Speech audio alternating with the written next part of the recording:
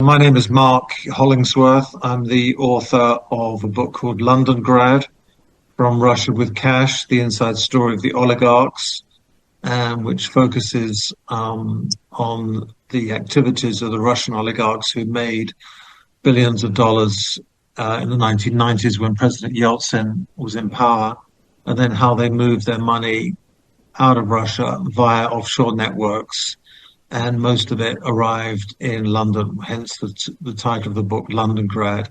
So I specialize in investigating Russian oligarchs and their financial and political networks, but not just oligarchs from Russia, but also from Ukraine and oligarchs from all over the world, really.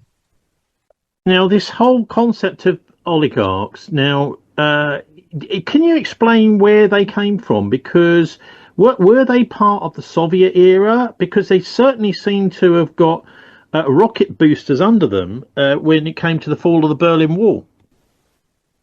Yeah, so during the Cold War and in the 1980s, there were different kinds of oligarchs, which were mainly KGB officers. And so there's a lot of black market trading, a lot of cash being moved out of the Soviet Union, and a lot of secret bank accounts controlled by KGB officers in the 1980s before the end of the Soviet Union. And so to that extent, and it's documented a lot in the book called Putin's People by Catherine Belton, if people are interested in that story. But the word oligarch, it may be worth explaining what it means. It comes from the Greek. What it actually means is businessmen who make a lot of money, become wealthy through political manipulation and political influence and exploiting either corrupt politicians or where governments privatize state assets. So there's basically wealth through political influence and exploitation of a weak government, really. And that's where the word oligarch means. Just because you're rich doesn't necessarily make you an oligarch. So I think that's worth clarifying. Well, look, the implication here is that you're getting political protection of some sort. Yes, in Russia they have this word, but it means roof, and it's called. There is a Russian word, and the translation of it is roof. It's krisha, I think, isn't it? Krisha, you're quite right. Is the word. I mean, everyone needs their krisha. I think the same is true in journalism sometimes. You want someone protecting you. And what it means is that you need to build a roof over your wealth in terms of you make your money. Often in the 1990s, it was through corruption and manipulation of the Russian state when Yeltsin was president, and how a small group of Russian oligarchs became very rich very quickly by manipulating President Yeltsin. And they sold off very valuable state assets for barely 10% of their real value. But they also needed to protect that wealth. And so that's where they needed to have compliant politicians and to move the money out of Russia to protect it. And so there was a sort of protection racket going on. It wasn't just businessmen making lots of money. It was a whole network of political manipulation and making sure that your money and your wealth was safe.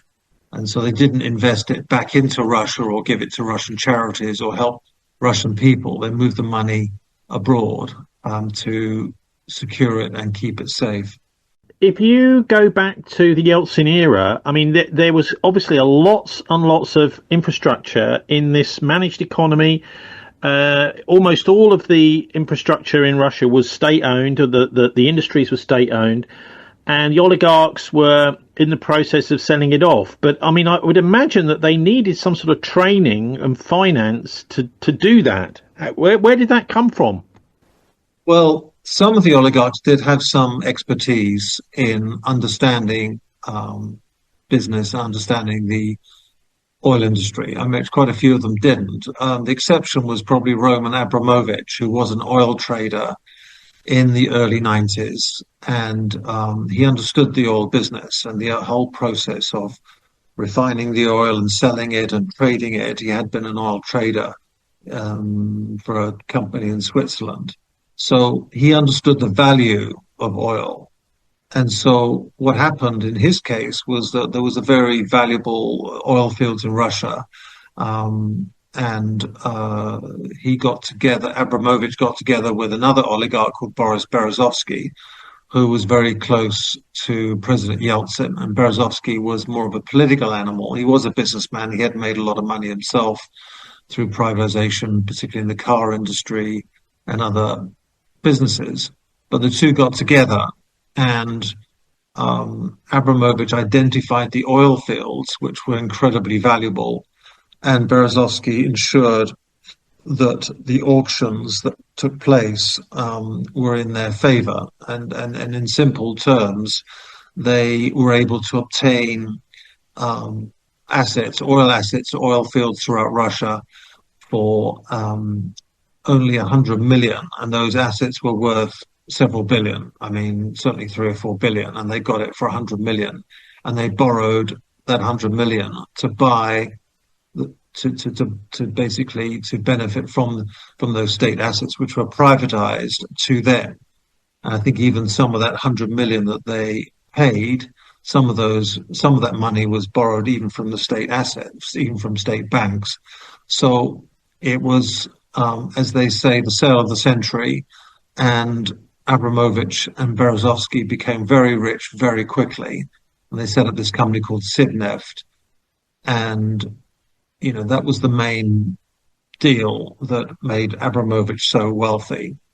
And they could only do it through influencing President Yeltsin, who went along with mainly American and Western economists who said they needed to privatize everything quickly.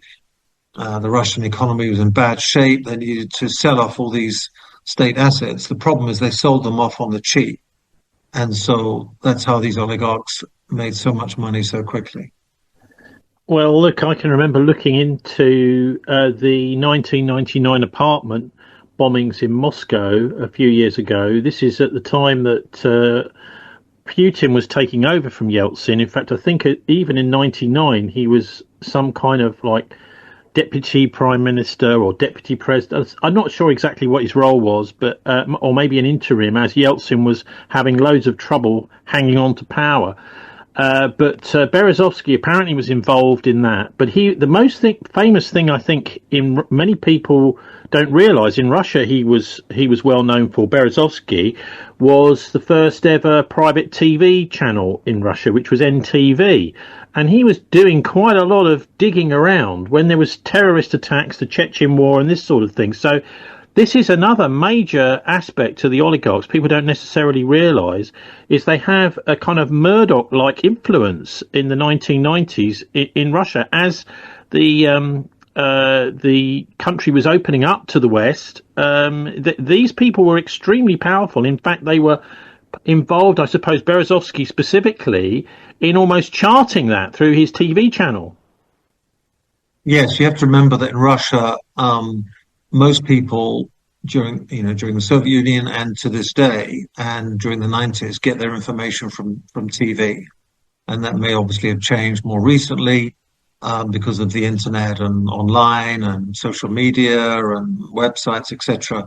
But up until certainly 1997, 98, when email came in, until then, most Russian people got their information from TV stations. And you're quite right, Berezovsky owned NTV, and he was a media oligarch as much as anything else.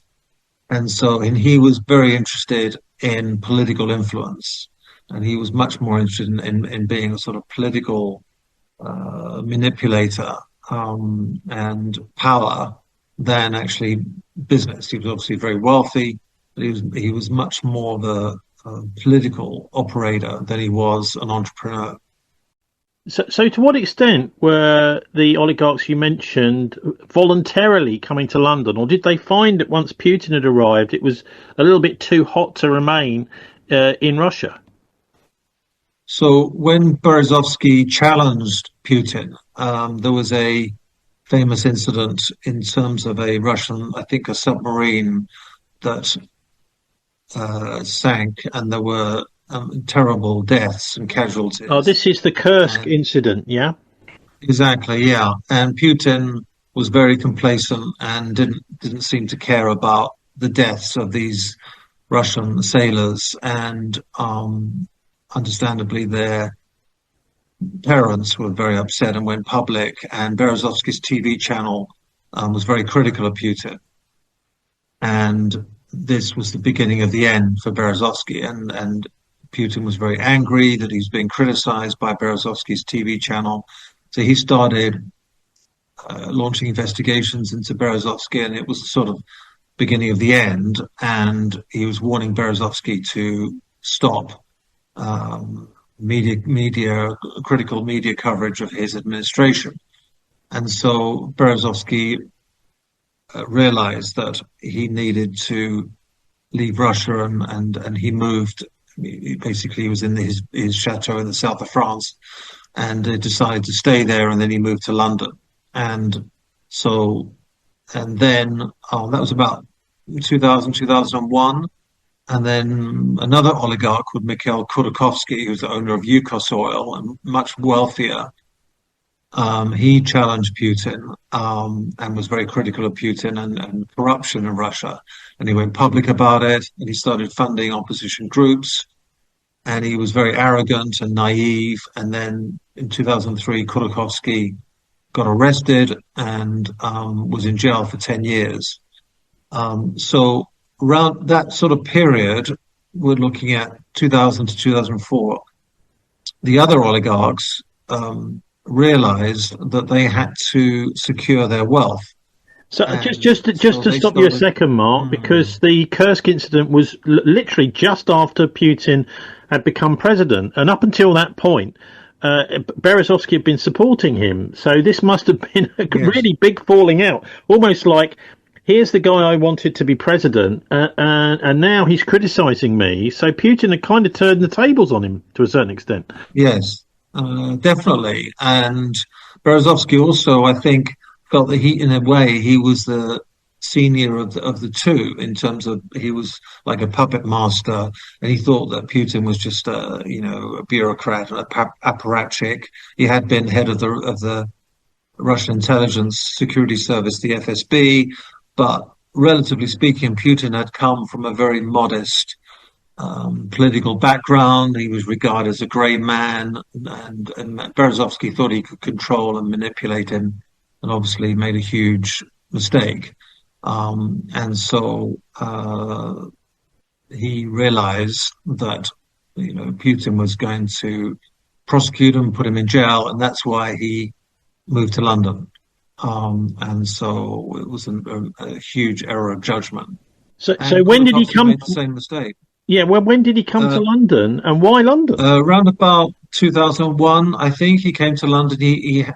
And um, and I think it's important to know why the oligarchs moved to London, why they moved their assets and wealth and managed in London.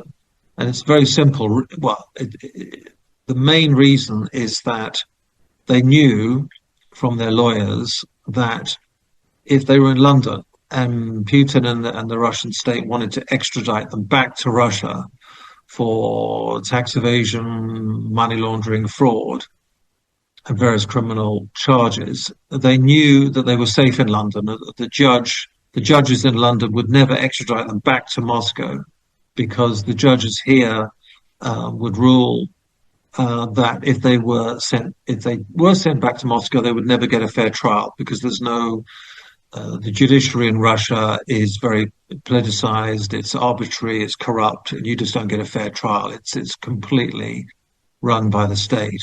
And there's no rule of law in Russia, certainly, particularly in the commercial field. And so that's the main reason they stayed in London. If they went to France or Switzerland or Spain or Italy, there was always a slight danger of criminal prosecutions. They have a different judicial system there. And in America, there's a lot more regulation of their finances, and they'd be under more scrutiny. London has always been regarded as a soft touch for financial crocs, basically. And the regulation here is lighter, it's softer, and also they prefer the lifestyle. There's lots of reasons why they preferred London, and that's when Berezovsky moved in 2001, and that's why other oligarchs started to move from sort of 2003 onwards. As soon as Kordokovsky was arrested, they knew they had to move their money out of Russia and keep it safe. Okay, so with Berezovsky in London, I mean, and many of these people, they would want to continue some political influence, wouldn't they? I mean, they've been used to that over in Russia. Did they manage to get any? I know Berezovsky particularly was quite close to, was it? I think the Duke of Kent, who was a Russian speaker. Princess Michael, yeah, the Russian oligarchs were definitely interested in political influence in the UK, but they didn't understand the UK, the British political system. They thought that the House of Lords ran the country or the royal family ran the country. Oh, yes, so they better be careful they don't tread on any toes, eh? Exactly. And so he got close to Prince Michael of Kent, who's a member of the royal family, who actually looks like Tsar Nicholas II, and he speaks perfect Russian. Has a lot of Russian ancestry, but he didn't, and he paid quite a lot of relatively amount of money in consultancy fees to Prince Michael of Kent, and never quite understood where real political power in the UK lay. But he certainly tried. I think some members of the House of Lords were on the payroll or became directors or consultants of Russian companies. Berezovsky certainly had a relationship with the British state. It's not quite clear the depth of that. He certainly had meetings with MI5 and was some kind of asset or informant as part of the deal to keep safe in London. I'm going to guess that he possibly was chatting with MI6 as well, who might be interested in some of the contacts he had back in Russia. Yeah, I'm sure that's the case. He was definitely some kind of informant, and that was part of the deal, that he would be protected in London if he acted as some kind of intelligence asset, or certainly as an informant. He was never formally recruited, because there was at least one, I'm sure there were several assassination attempts orchestrated by the Kremlin against Berezovsky. He was public enemy number one, because he was so vocal in his criticism of Putin. Yeah, so things started going wrong for Berezovsky, didn't they? And eventually he ended up being found dead in his house. So what happened there? Well, he lasted about 12 years in London, and he was very active, but he spent huge amounts of money funding opposition groups. I mean, even at one stage was building like a ship which had cannons and guns attached to it, and he was very deluded. He thought that he could organize like a coup against Putin, but he was spending more and more money, and he would finance opposition groups in Ukraine, anyone who's opposed to Putin, and then I think in 2006, when Litvinenko was murdered, that gave him more of a platform. But he was gradually becoming less and less influential. And then he lost his lawsuit when he sued Abramovich. But he was definitely the public enemy number one. So why did Abramovich and Berezovsky fall out? How did that happen? Because when Berezovsky moved to the UK, he still had substantial assets and shareholdings in Russian companies, notably the NTV media company. And so Abramovich came to see him around about 2001, soon after he moved to the West, and was basically an emissary on behalf of Putin, and basically wanted him to sell all his assets at a knockdown price to Abramovich, was effectively to the Russian state. And he reluctantly agreed. But later on, he felt that he was manipulated and there was a sort of fraudulent misrepresentation. So he sued Abramovich in the High Court and he lost. He was a terrible witness, very arrogant, didn't prepare himself. And that case ended in about 2011. And that was kind of the beginning of the end for Berezovsky, really. He was going through divorces, he was running out of money. And although that is some dispute. And so, however, he was still a thorn in the side of Putin. And then in 2013, he was found dead in one of his houses in Surrey, in the bathroom, and it appeared that he had hung himself in his bathroom in one of his houses in Surrey. And so it's never been proven either way. The jury's out in terms of whether he was murdered. So, well, what? It must have been an inquest. What did that have to say? It didn't go either way. I think it was an inconclusive verdict. I'm not sure if the jury said there was foul play, but it didn't rule it out, if that makes sense.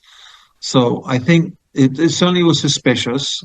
There've been other murders of Russians in the UK, which, just because a Russian dies in the UK doesn't mean to say he was murdered by the Kremlin. So you have to take each case on its own merits. But I think from what I've read and what I've been told, and I've spoken to people who are very close to Berezovsky, I know people who worked for him and was very close to him, and I would say majority think there was foul play and that he was murdered, but no one's ever been able to really provide clear evidence of it. It's just certainly very suspicious. An open verdict is what they say. 67 years old, he was found on the bathroom floor of his Ascot home with a ligature around his neck, so some kind of suicide.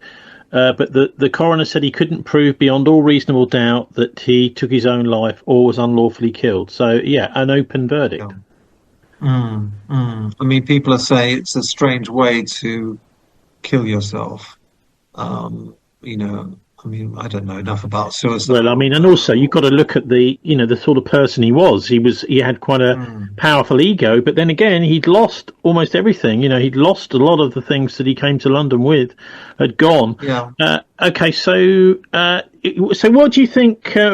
Why do you think he ended up? This is like the chief oligarch of an amazing era in the 1990s ends up dead in London. And I mean, did that have an effect on other oligarchs? Or what was the sort of ramifications of what happened to Berezovsky? Well, there've been other murders or other deaths rather of other wealthy Russians in the UK, and I think that in 2013 was, I think it meant that, well, obviously oligarchs increased their security. I think other oligarchs were less likely to come to London. You also had the murder of Litvinenko in 2006. There was another Russian. There's quite a few suspicious deaths of either Russians or people who worked for oligarchs. And so I think it was increasingly a place less likely to move you. But it didn't really change until the Ukraine war in 2022. I think it was a gradual, to some extent, decline. But at the end of the day, the whole story of Londongrad and the point about the Russian oligarchs in London is it's really about money and securing your wealth and assets. That is the number one priority. But I think they started to feel less safe on the security side. You had the Skripal murder, and there seems to be more and more suspicious deaths in the UK. I mean, in your book, Mark, it talks about these buccaneering oligarchs, but aren't they actually just really political crooks, totally corrupt? Yes, I mean, there's a debate in terms of how you define them, because technically, theoretically, there was no sort of anti-corruption law in Russia in the 1990s. Technically, and I stress the word technically and theoretically, they didn't actually break any laws because there was no criminal law against what they did. I mean, they did it through manipulation. There was a lot of evidence of some of the auctions for these very valuable assets being rigged, and basically by bribing and influencing the chairman of the auction court in terms of who was given the license to buy, these very valuable state assets in oil, aluminium, gas. I mean, these people, managed to secure the ownership to literally buy these aluminium plants and gas fields and oil fields for 10, 20% of their real value. So it was a real rip-off. And I think by any stance, it was criminal. It was certainly totally unjust and immoral, given certainly the level of poverty in Russia as well. And these state assets belong to the Russian people. They didn't belong to these tiny number of manipulators and opportunists. Well, no, I mean, we sometimes forget the Russian people were running out of food. Some are starving at the time. Exactly. I mean, people forget that there's still a huge amount of poverty in Russia. There always has been, and there still is. And unfortunately, people who are struggling economically and are living in poverty, they often tend to look for a strong man, a tough guy who they think will look after them and look after their interests. And this is, I think, why Putin has had so much political support in Russia. I mean, I'm not a political scientist, but I think there's a lot of truth in that. And unfortunately, they didn't identify the root cause of their poverty was that, Russia is a country with huge natural resources, and the billions and billions of dollars that were accumulated by this tiny number of Russian oligarchs, obviously for obvious reasons, could have been used to improve, social services and just the infrastructure of Russian towns and cities. And instead, a lot of the money was laundered offshore, went via bank accounts in Cyprus and into offshore companies and offshore trusts in the Caribbean and Gibraltar, and a lot of it ended up in London or just hidden away. So, it was a real scam. Well, some people in places like Newcastle, Middlesbrough might argue the same, that the resources were being squandered and not spent on infrastructure here in this country too. But what about, you mentioned Kolomoyski, Kordokovsky. Can you just take us through a few names of some other oligarchs? Well, in terms of the Russian oligarchs, the most famous is obviously Roman Abramovich, until recently owner of Chelsea. I spoke about him earlier. He's a very smart guy. I mean, he understood the oil industry and, opportunist, didn't get involved in politics, understood that he had to keep in with Putin, was very close to him. And so arguably Putin's favorite oligarch. And then obviously we talked about Berezovsky, Kordokovsky, who went to jail in 2003, was in jail for 10 years, basically for challenging Putin and accusing the Kremlin of corruption. A man called Oleg Deripaska, who is also quite famous, very close to Putin and the Kremlin, made a lot of money through privatization of the aluminium and oil and natural resources and oil and gas. He's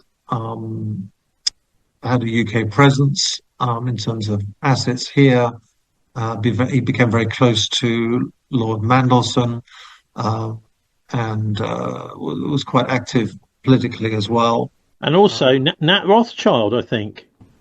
Yes, yeah.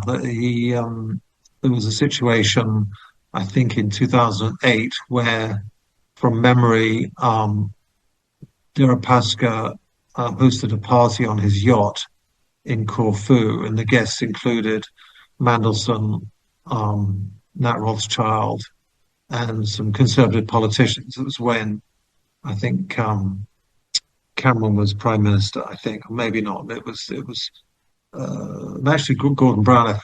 I'm trying to remember. I think Gordon Brown was prime minister at the time, but the Conservative Party were trying to raised money. And George Osborne was Shadow Chancellor. He was on the yacht. It was a big scandal because it was alleged by Nat Rothschild, who was an advisor to Deripaska, that the conservative politicians were trying to solicit donations from Deripaska. And Deripaska is quite controversial because he had major problems traveling to the US. He was always being stopped going into the US. He had because his visa, the FBI and the immigration were constantly questioning his immigration, his visa status, and the investigations into Deripaska. So he's been quite controversial. And Yeah, yeah, there are a you lot get the idea, don't rules you? that That make. these politicians, they are looking for, they will go anywhere to get a donation, including Mm, sometimes to people ill repute. Anyway, I'm sorry to stop you. It's interesting to go mm, through some of these names again, and also maybe to look at Ukraine, and because Ukraine had its own bunch of oligarchs.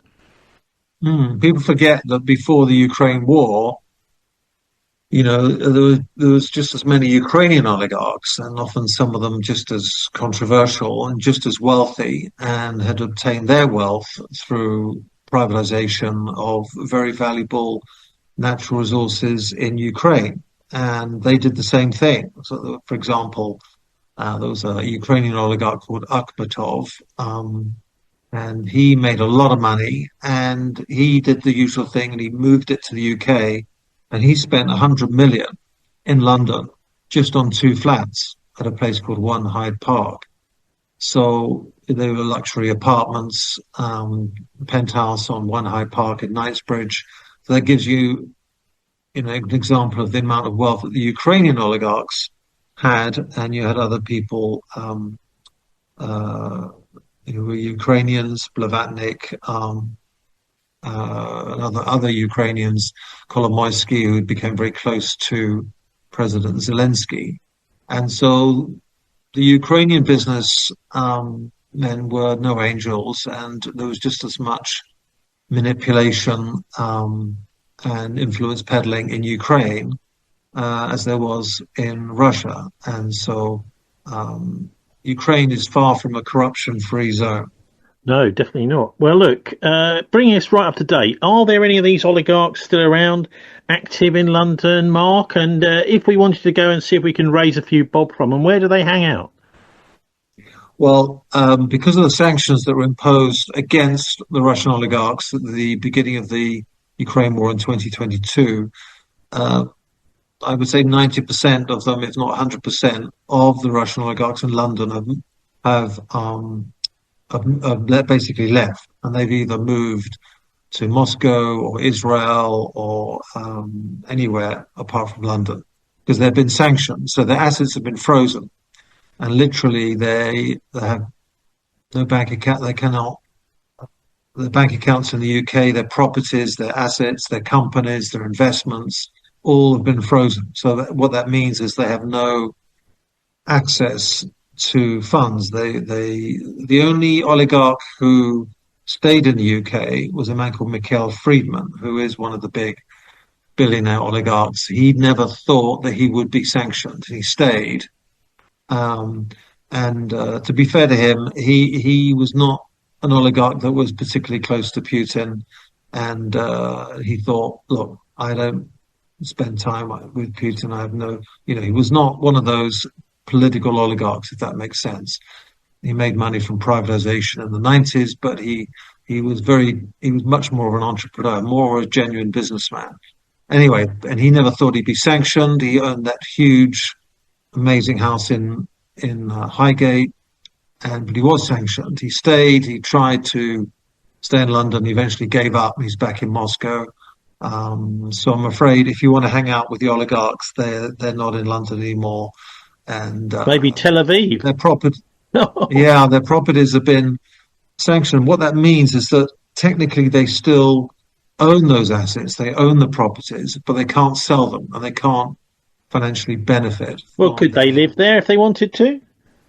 Yes, they could technically, and Friedman did live in that house I mentioned. I think it's called Athlone House up in Highgate. It's an amazing property. And Usmanov another big time oligarch. His house was just down the street. It's all in that sort of Highgate, Hampstead area.